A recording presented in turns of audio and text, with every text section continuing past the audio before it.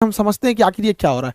भारत द्वारा बनाया जा रहा है, एक लंबे समय से बन रहा है जो जहाज है, फाइटर एयरक्राफ्ट तेजस। ये दुनिया का सबसे छोटा एयरक्राफ्ट है और ये हर दिखे दुनिया के हर चीज के अलग अलग काम है। आपको लगेगा कि तेजस तो बहुत छोटा है, राफेल उससे बड़ा है, मिग 29 और खतरनाक है, सुखोई, हर चीज का अलग काम होता है। जैसे देखिए, जो ट्रक काम कर सकता है टेम्पू नहीं कर पाएगा, तो जो टेम्पू कर सकता है ठेला नहीं कर सकता है। तो ऐसा नहीं कि जो बाइक का जरूरत है उसे आप ट्रक से पूरा कर सकते हैं। तो हर लेवल की जहाजों का होना जरूरी है सप्लाई लाइन में, तभी जाके आपकी पूरी तरह से एक स्क्वाड्रन कंप्लीट होती है। तो भारत का ये जो तेजस है ये काफी सस्ता है और हर क्वालिटी इसमें है। इसमें इलेक्ट्रॉनिक वॉरफेयर है, एयर टू एयर रिफिलिंग है, एक्स्ट्रा फ्यूल टैंक जिसे ड्रॉप टैंक कहते हैं, ये मिसाइल की तरह दिख रहा है ना, इसमें तेल भरा होता है, फ्यूल भरा होता है। पहले इसी फ्यूल को खर्च किया जाता है और दुश्मन के एरिया तक पहुंचा जाता है, उसके बाद लड़के भागा जाता है तो इसे ड्रॉप कर दिया जाता है, इसलिए इसे ड्रॉप टैंक भी कहते हैं, जैसे इसमें से ड्रॉप कर दिया है। तो ये हर सुविधा होने की वजह से पूरी दुनिया इसका डिमांड कर रही है। सबसे ज्यादा इसका डिमांड बहुत जल्दी अगले 1 से 1.5 महीना में मलेशिया इसका डिमांड,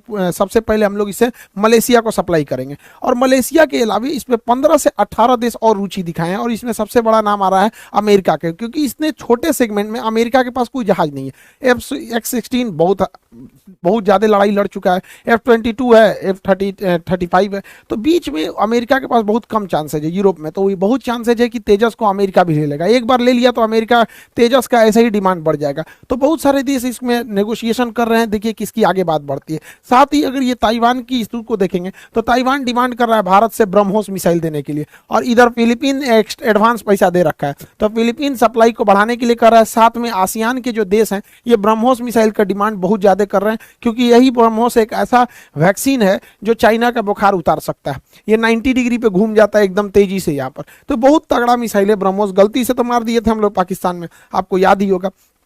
देखिए, ये जो इशू चल रहा है यहाँ पे ताइवान में, तो अमेरिका इतना दूर है तो अमेरिका को चारों ओर से घेरना है। अमेरिका का जंगी जहाज हमेशा हिंद महासागर में रहते हैं, तो जहाज़ों को अक्सर मेंटेनेंस की जरूरत होती है। जितनी बड़ी जहाज मशीनरी रहेगी उतना मेंटेनेंस। एक छोटे से साइकिल में कम मेंटेनेंस, मोटरसाइकिल में उससे ज़्यादा, कार में उससे ज़्यादा, ट्रक में और ज़्यादा। तो ये भारी भरकम जहाज़ों को मेंटेनेंस बहुत ज़्यादा जरूरत होती है। तो हम लोग बहुत पहले लेमुआ समझौता कर लिए थे अमेरिका से। तो इधर ही हम लोग के बीच में ये भी बात चल रही थी कि हिंद महासागर में जहाज़ों को मेंटेनेंस करने के लिए वापस अमेरिका ना जाना पड़े, यहीं पे कोई व्यवस्था कर जाए। तो ये बुढ़ऊ जो बोले हैं मोदी जी से कि भाई व्यवस्था कीजिए यहाँ पर, तो चेन्नई में लार्सन एंड टुब्लू LNT ने एक बहुत बड़ा डॉकयार्ड बना दिया जो मेंटेनेंस सेंटर के लिए। अमेरिका इसकी बहुत गहनता से जांच किया, क्योंकि अमेरिका की जहाज़ों की साइज बहुत बड़े होते हैं। तो अमेरिका ने कहा कि ये डॉकयार्ड मेरे लिए फिट है, अगर हिंद महासागर में किसी भी जहाज को कोई प्रॉब्लम होगा तो वो चेन्नई में जाके अपना मरम्मत करा सकता है। और इसी बीच अमेरिका का जो जहाज है वो चला आया है इंडिया में। इसका नाम है आपका USNS। किसी भी देश के जहाज के लास्ट में नेवल शिप लगा रहेगा।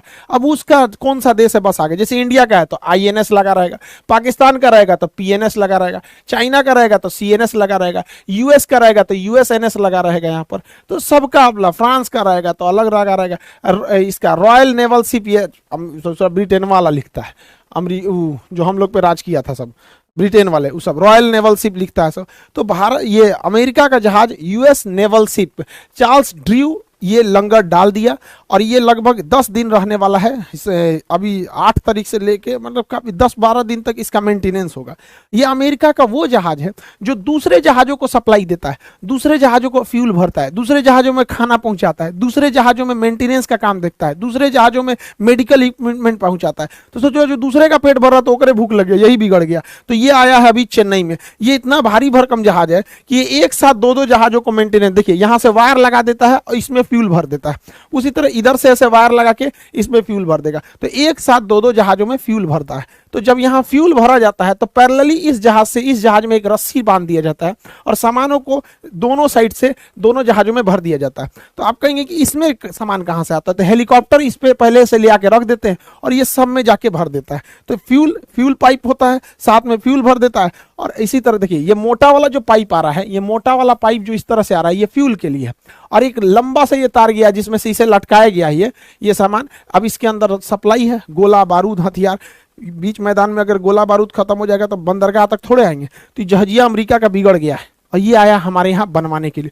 सोचिए भारत के लिए कितना गर्व का विषय है। और हो भी क्यों नहीं, दुनिया का सबसे पहला बंदरगाह भारत में था, लोथल बंदरगाह सिंधु सभ्यता में। तो हम लोग के पास तो पहले से थी टेक्नोलॉजी, अब धीरे धीरे निखर रही है। तो जब अमेरिका अपना जहाज बनवाने आएगा तो फ्रांस भी आएगा, ब्रिटेन भी आएगा, सब आएगा सब यहाँ पे। तो ये भारत के लिए एक बहुत अच्छी खबर है यहाँ।